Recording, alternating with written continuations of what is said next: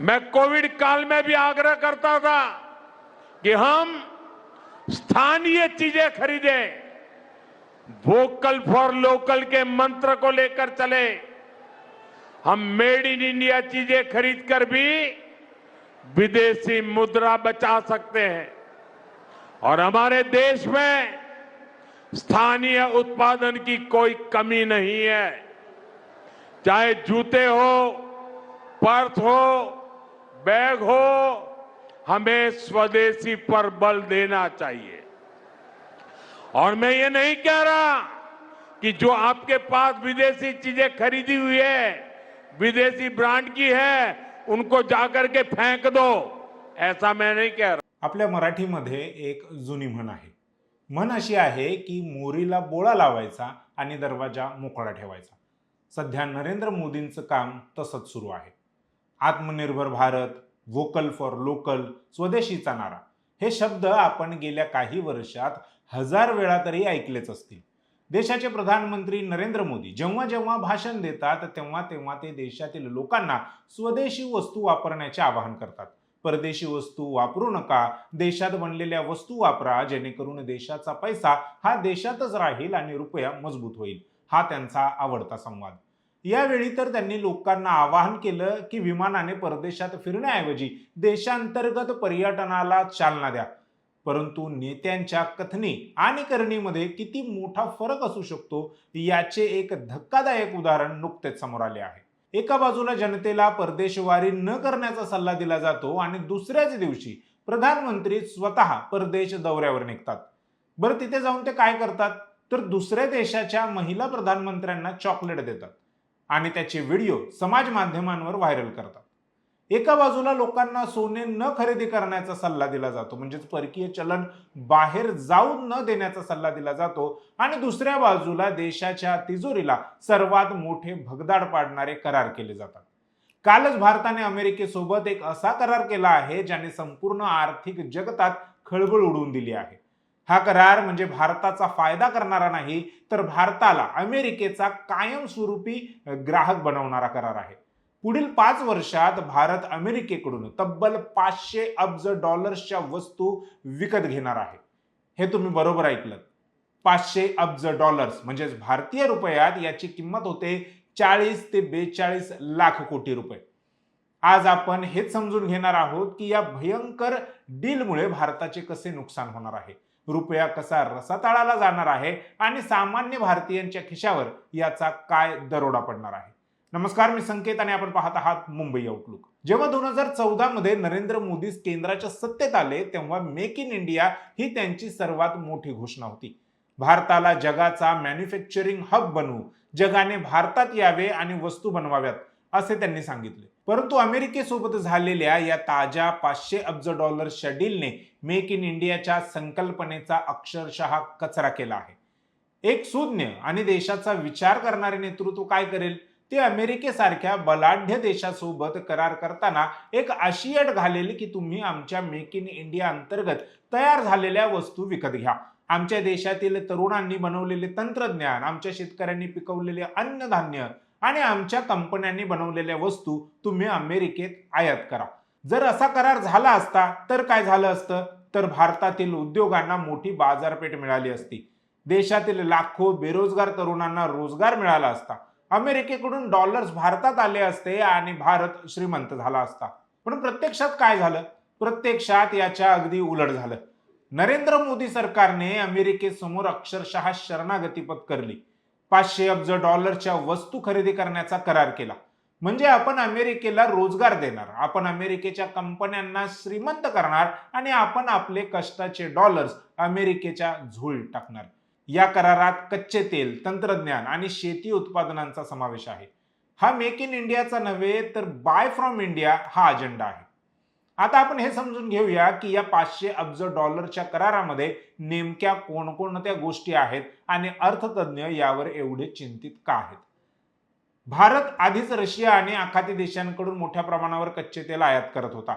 आता अमेरिकेकडून तेल खरेदी करण्याची सक्ती या करारामुळे भारतावर येणार आहे.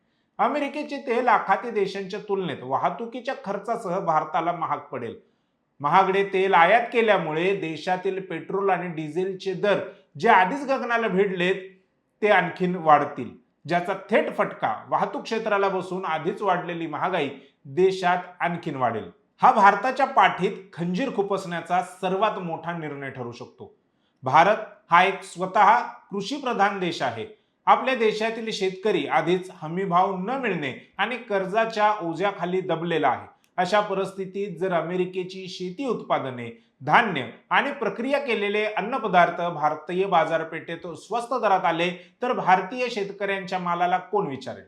अमेरिकेत सरकार तिथल्या शेतकऱ्यांना अब्जावधी डॉलरची सबसिडी देते, ज्यामुळे त्यांचा माल स्वस्त असतो. तो माल भारतात आल्यास भारतीय शेतकरी पूर्णपणे उद्ध्वस्त होईल अशी भीती कृषी आणि अर्थतज्ञांना सतावत आहे. तंत्रज्ञानाच्या नावाखाली भारत अमेरिकेच्या कंपन्यांना, उदाहरणार्थ ॲपल, मायक्रोसॉफ्ट, गुगल आणि संरक्षण क्षेत्रातील कंपन्यांना अब्जावधी डॉलर्स मोजणार आहे. आपण टेक्नॉलॉजी ट्रान्सफर करून ते भारतात बनवण्याऐवजी थेट वस्तू किंवा सेवा विकत घेत आहोत. यामुळे भारतातील IT आणि स्टार्टअप क्षेत्राची वाढ खुंटेल. आता येऊयात सर्वात महत्त्वाच्या मुद्द्यावर, ज्याचा संबंध थेट तुमच्या आणि माझ्या खिशाशी आहे. तो म्हणजे भारतीय रुपया. आंतरराष्ट्रीय बाजारात रुपया आणि डॉलरचा खेळ कसा चालतो हे समजून घेणं अगदीच सोपं आहे. जेव्हा भारत परदेशात जास्त वस्तू विकतो, अर्थात निर्यात करतो, तेव्हा भारतात डॉलर्स येतात आणि रुपया मजबूत होतो. परंतु जेव्हा भारत परदेशातून जास्त वस्तू खरेदी करतो, म्हणजेच आयात करतो, तेव्हा भारताला पेमेंट करण्यासाठी आपले डॉलर्स अमेरिकेला द्यावे लागतात. बाजारात ज्या गोष्टीची टंचाई असते त्याची किंमत वाढते. जेव्हा आपण 500 अब्ज डॉलर्स अमेरिकेला देऊ तेव्हा भारताच्या परकीय चलन साठ्यातून म्हणजेच फॉरेन एक्सचेंज रिझर्व्ह मधून डॉलर्स रिकामे होतील. यामुळे बाजारात डॉलर्सची मागणी प्रचंड वाढेल आणि रुपयाची किंमत आणखीन घसरेल. आज $1 95 रुपयांवरती आहे.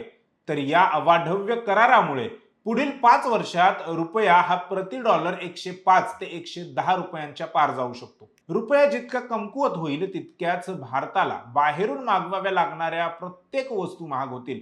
भारत जे इलेक्ट्रॉनिक सामान, औषधांचे घटक आणि इतर यंत्रसामग्री बाहेरून मागवतो त्यासाठी जास्त पैसे मोजावे लागतील. याचा परिणाम म्हणजे देशांतर्गत बाजारात प्रत्येक वस्तू महाग होईल. प्रधानमंत्री देशाला सांगतात की रुपया मजबूत करायचा आहे, परंतु अशा अब्जावधी डॉलर्सच्या आयातीच्या करारांवर सह्या करून ते स्वतः रुपयाला कमकुवत करण्याचे काम करत आहेत. आणि हा विरोधाभास नाही का? या कराराचे भारतीय अर्थव्यवस्थेवर दूरगामी आणि अत्यंत घातक परिणाम होणार आहेत. अर्थतज्ञांच्या मते याचे 3 मुख्य फटके म्हणजेच नुकसान भारताला होईल. त्यातलं पहिलं नुकसान आहे व्यापार तूट म्हणजेच ट्रेड डेफिसिट ही अनियंत्रित होणार आहे.